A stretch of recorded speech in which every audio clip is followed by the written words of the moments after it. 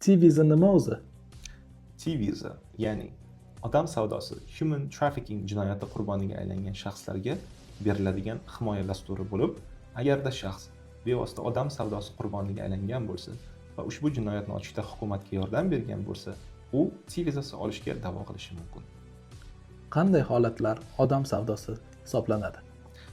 AQSh qonunchiligiga binoan majburiy mehnat, aldov, tahdid yoki zo'ravonlik bilan birovni ishlatish yokida ushbu insonni aldov, tahdid yo'li bilan moddiy qaramlik qilib qo'yish yoki ushbu insonni ekspluatatsiya qilish, ushbu insonga nisbatan jinsiy zo'ravonlik qo'llash bu T-vizaga murojaat qilish uchun asos bo'lishi mumkin.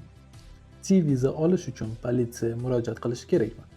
Albatta, agarda siz odam savdosi qurboniga aylangan bo'lsangiz yoki yuqorida qayd etilgan holatlar sizga tegishli bo'ladigan bo'lsa, siz albatta politsiyaga murojaat qilishingiz kerak. T-viza qanday imtiyozlar beradi? T-viza sizga birinchi navbatda 4 yilgacha AQShda qonuniy status taqdim etadi va siz ushbu status asosida AQShda ish berish huquqini beruvchi hujjat EAD ga ham murojaat qilishingiz mumkin. T-vizani kimlar olish mumkin?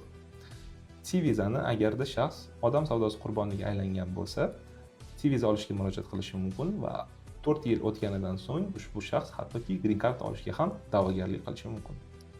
Qancha kutish kerak? T-vizani o'rtacha 1 yildan 3 yilgacha bo'lgan muddatda kutishga to'g'ri keladi.